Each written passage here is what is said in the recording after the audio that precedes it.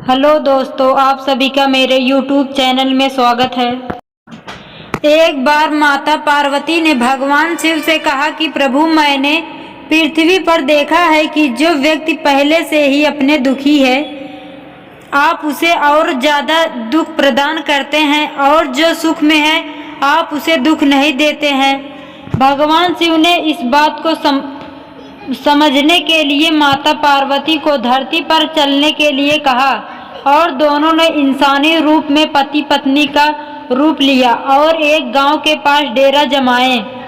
शाम के समय भगवान ने माता पार्वती से कहा कि हम मनुष्य रूप में यहाँ आए हैं, इसलिए यहाँ के नियमों का पालन करते हुए हमें यहाँ भोजन करना होगा। इसलिए मैं भोजन सामग्री की व्यवस्था करता हूँ, तब तक तुम भोजन बनाओ। भगवान के जाते ही माता पार्वती रसोई में चूल्हे को बनाने के लिए बाहर से ईंटें लेने गई और गांव में कुछ चर्चा हो चुके मकानों से ईंटें लाकर चूल्हा तैयार कर दिया। चूल्हा तैयार होते ही भगवान वहां पर बिन कुछ लाए ही प्रकट हो गए। माता पार्वती उनसे कहा कि आप तो कुछ लेकर ही नहीं आए, भोजन कैसे बनेगा? भगवान बोले, पार्वती, अब तुम्हें इनकी जरूरत नहीं पड़ेगी। भगवान ने माता पार्वती से पूछा, तुम चूल्हा बनाने के लिए इन ईंटों का कहां से लेकर आई?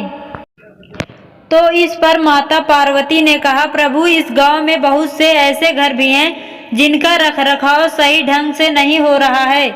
उनकी चर्चा हो चुकी है, दीवारों से मैं ईंटें निकाल कर ले आई।